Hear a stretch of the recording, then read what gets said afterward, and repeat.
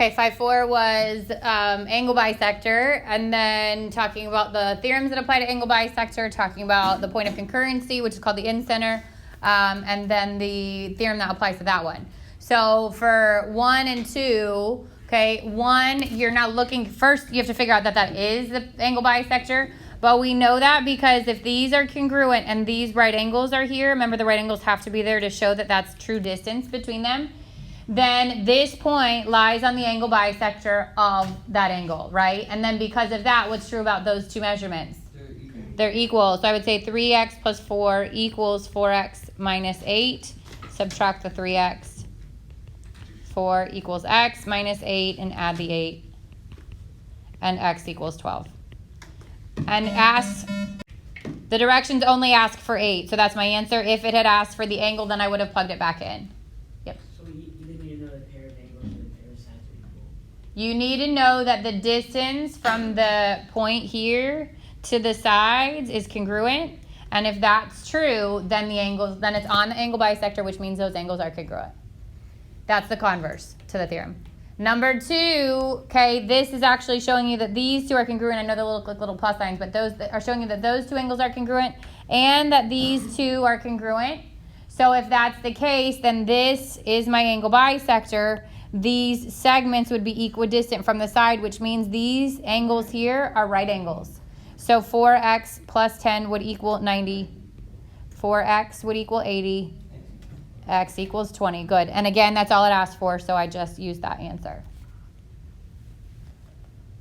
Number 3 says point D is the incenter of triangle XYZ. So incenter means it's the point of concurrency of the angle bisectors. Now, in this section, obviously, that's all you talked about. But when it comes time for your quiz and it says incenter or circumcenter, you've got to know which one is which, okay? So in the theorem for the incenter, we said that the point of concurrency would be equidistant from the sides of the triangle.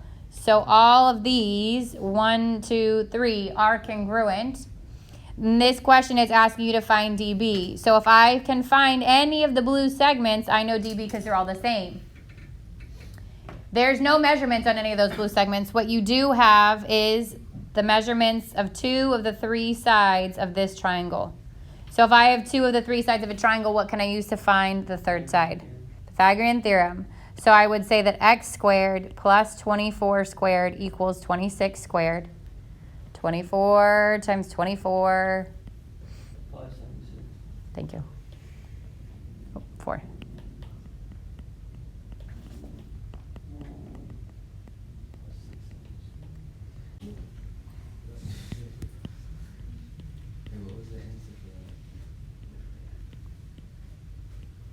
It's 15. It's 15 and 3. For 136 should be 150. Okay, that's the 3, right? So this here. There we go. Okay.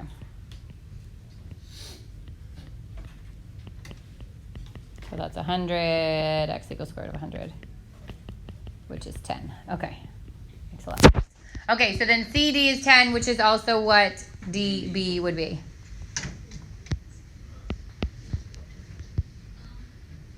Yep. Can't you also do 26 squared minus 24 squared? That's the same thing. Yeah. Oh. Yeah. Yeah, that's the same thing. Would DB, like AG and CD, be the angle perpendicular bisectors? Not necessarily.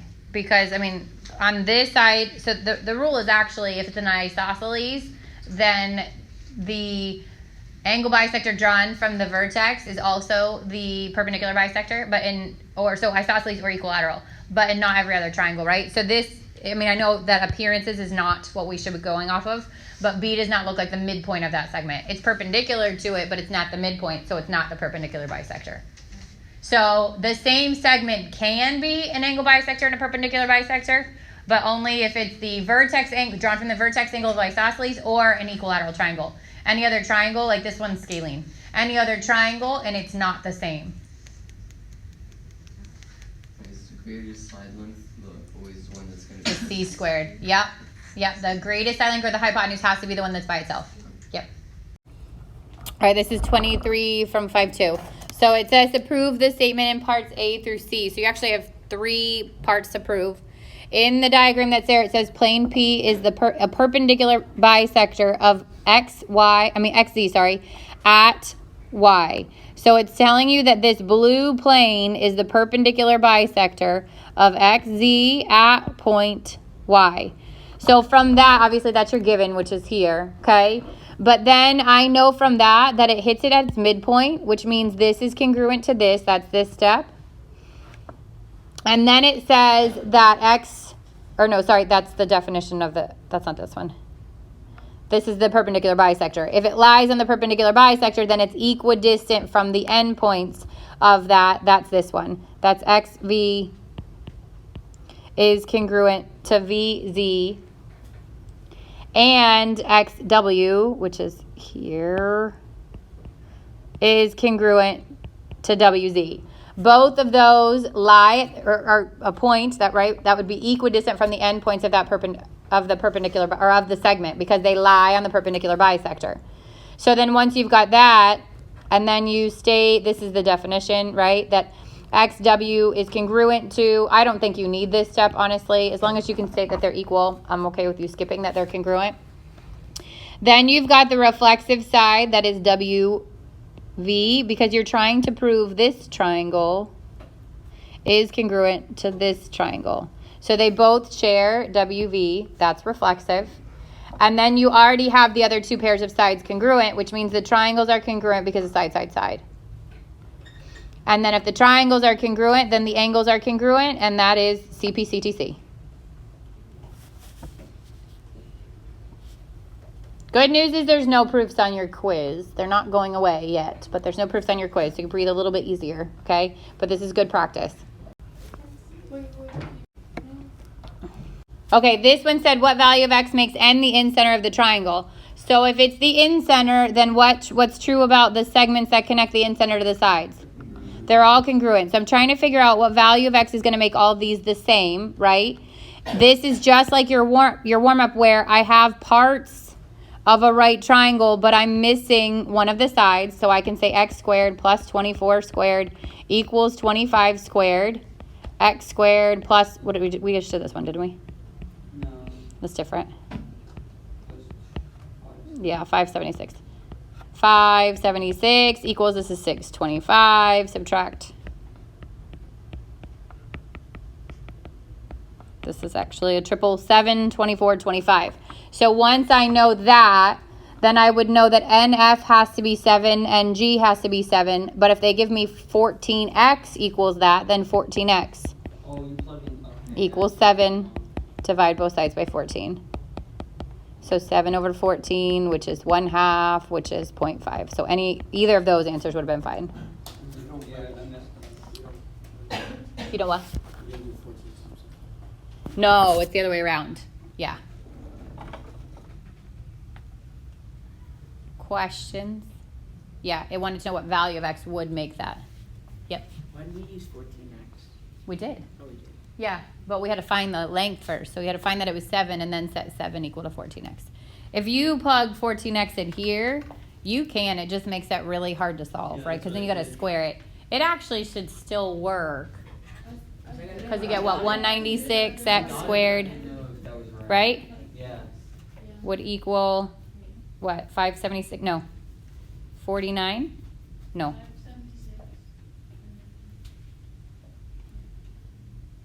Right? Then you subtract 49. Then you divide. Yeah, that's like. And then you have to square root. That's fine, because I had a 4. It takes longer. It's way easier to do it the other way.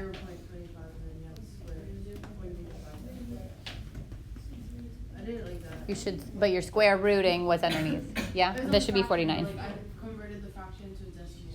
Yeah, Okay, but then when you square it, you should still get. Yeah. You should still get 1/2. Okay, yeah, it still works. Just think if that was like a question on your quiz, you wouldn't have your calculator and you wouldn't be able to do that as easily. Yeah. All right, so let's talk your quiz, which is tomorrow. So this is 5.1 to 5.3. We basically learned one special segment for each section, and then we learned about we learned a theorem about all of them. And then 2 of the 3 we learned about a point of concurrency and the theorem that applies to that. So we're going to start with 5.1, which is your mid-segment. In my opinion, this is the easy one, right? Yeah. Okay, the mid-segment is the segment that connects the midpoints of 2 sides.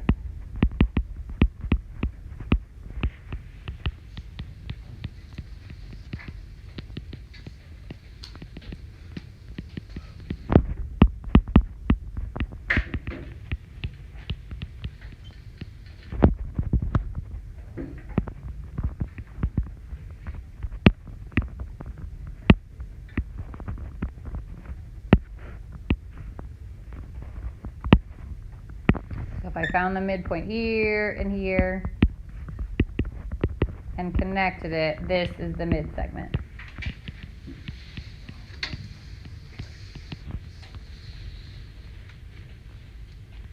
Then we learned something called the mid-segment theorem.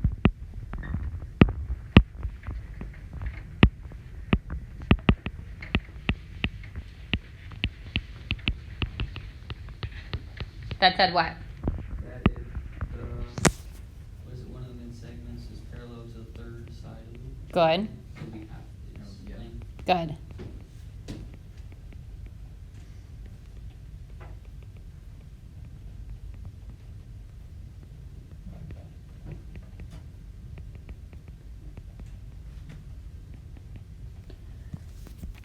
So the mid-segment theorem said the mid-segment is parallel to the third side of the triangle and half its length. So the questions you saw here were if you were given a triangle and then you were given the mid-segments, you could be given, like let's say, the mid-segment, and then to get the whole side, you would double it. Or you could get the side and cut it in half to get the mid-segment. Or you could even see an expression there like x plus 2 equals, and let's say that this is 12. I would say x plus 2 times 2 equals 12, or x plus 2 equals 6. Either way, you solve and you'd get the x. So you could see stuff like that where you've got the an expression, or you've got the sides. You got to find the mid-segment. The mid-segment, you got to find the sides. And then the other thing is that they're parallel, right? So like this side is parallel to this side. This side is parallel to this side. And this side is parallel to this side. So there's a lot of application on that kind of stuff.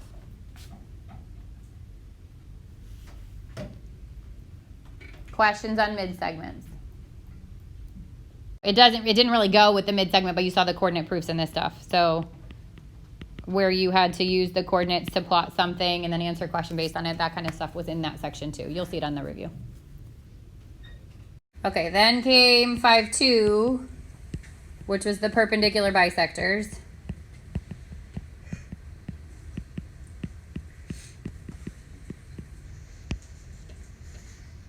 So you can have a perpendicular bisector outside of a triangle, right? It doesn't have to be inside of a triangle. That's the first difference between those two. The perpendicular bisector is perpendicular to a segment. Has to be a segment because it has to end at its midpoint.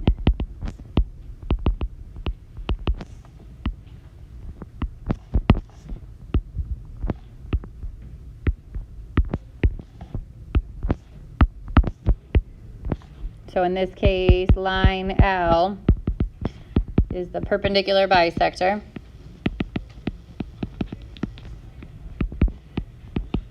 Of segment AB. And I know it because it has the right angle and it has the midpoint marks or the congruency marks.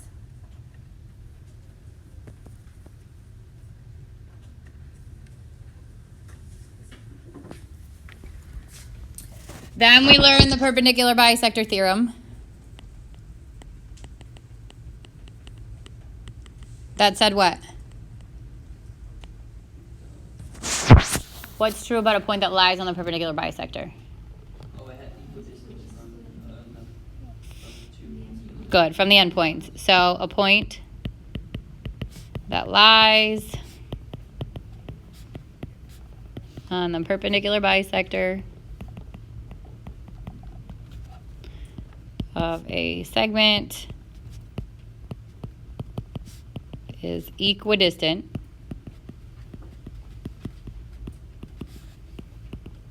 from the endpoints of the segment.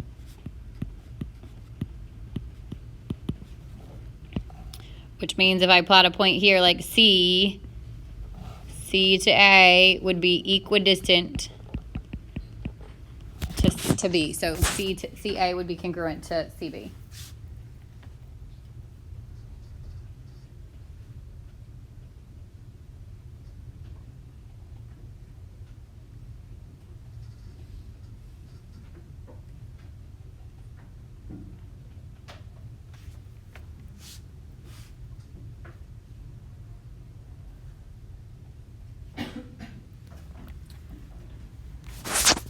And then the converse.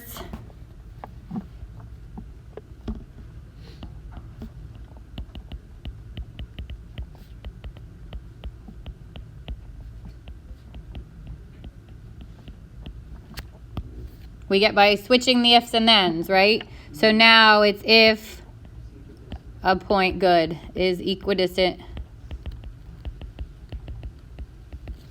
from the endpoints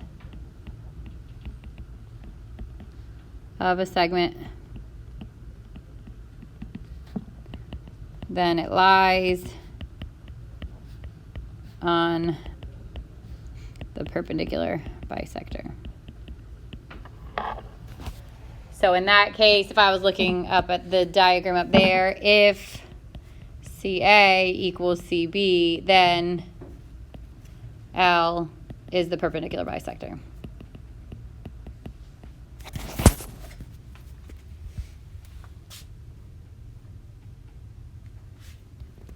That was before you even got them into a triangle, right?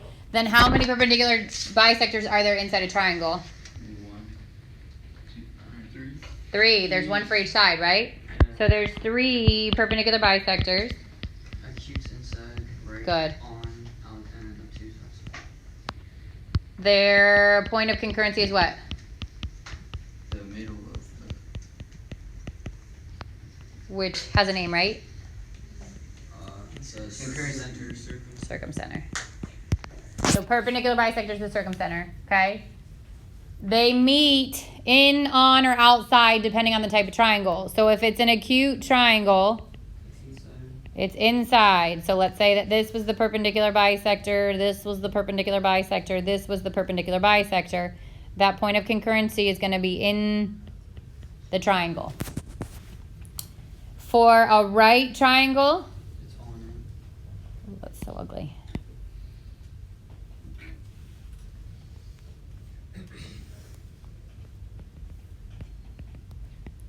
It would be here, it would be, that's really a bad drawing, there and there, to the point that it's not only on it, but where is it specifically? It's on the hypotenuse. It's on the hypotenuse, and where on the hypotenuse? In the middle. The midpoint of the hypotenuse.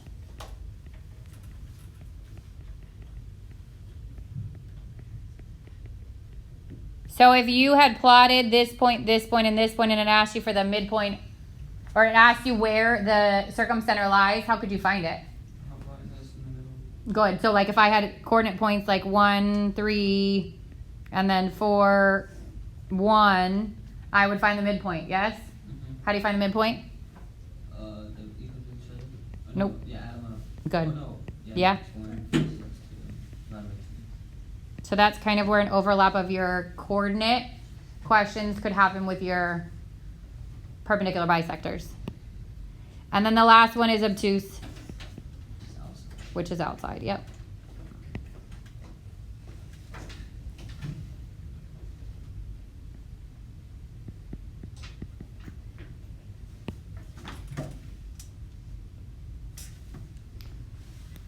So the only one that you could actually find the coordinates of would be the right, because it's the only one that happens at exactly at the midpoint of the side.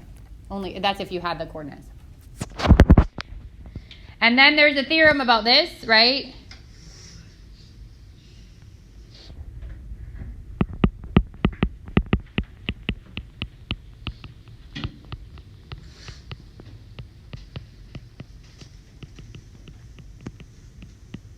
that said the point of concurrency of the perpendicular bisectors is what? It's equidistant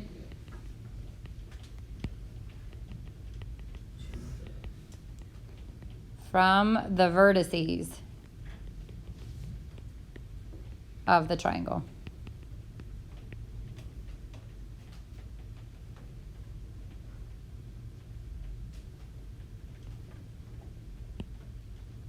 This one has a name or no? I think it's called point of concurrent. Like I think it's longer to write that. I think it's point of concurrency of the perpendicular bisectors theorem.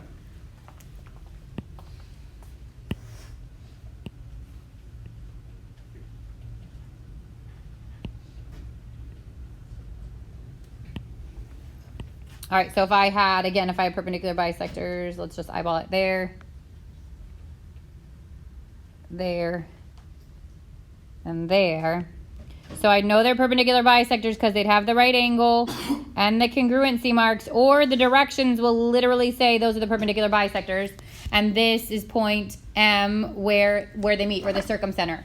So be really careful because it could give it to you in all those different ways. Either the diagram where they're marked, or it could say M is the circumcenter.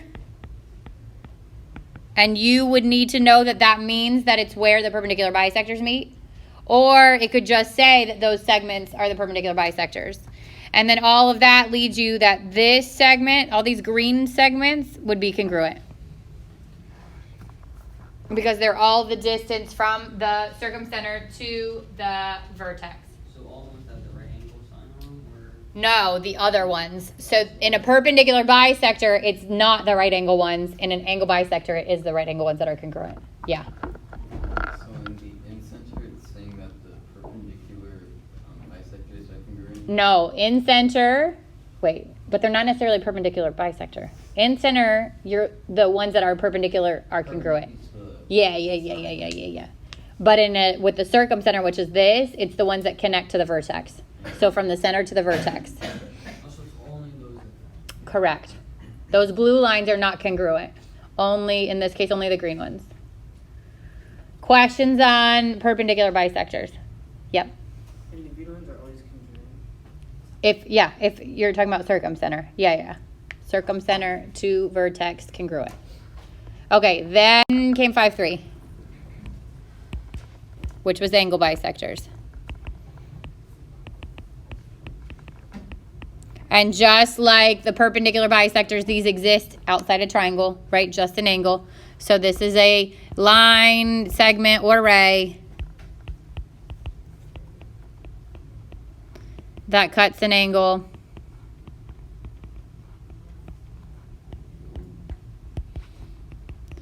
into two congruent parts.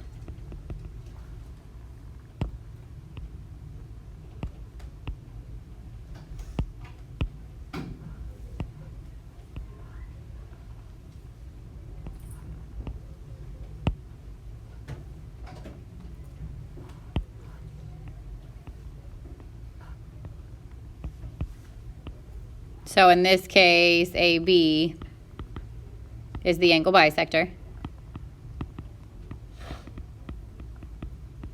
That's the definition of it, right? Then came the theorem.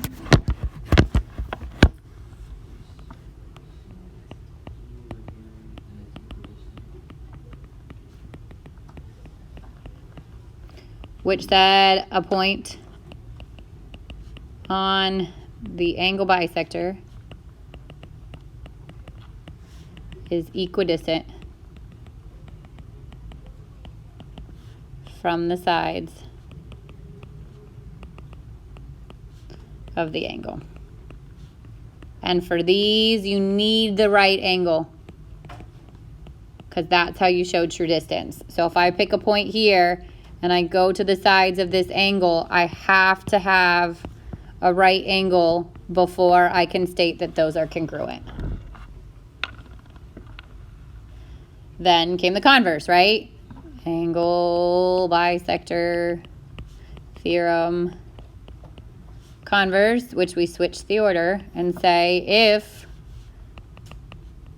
an interior point, so if a point lies in the interior of an angle,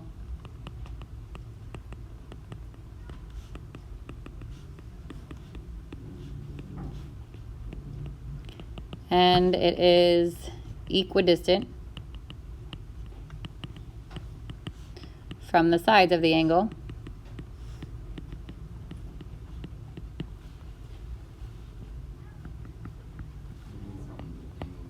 Good. Then it lies on the angle bisector.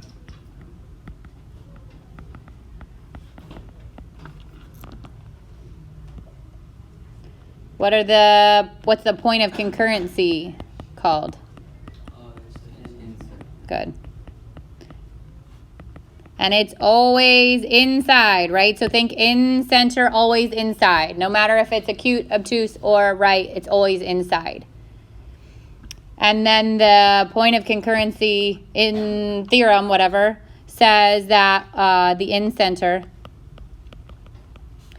is equidistant from the sides of the triangle.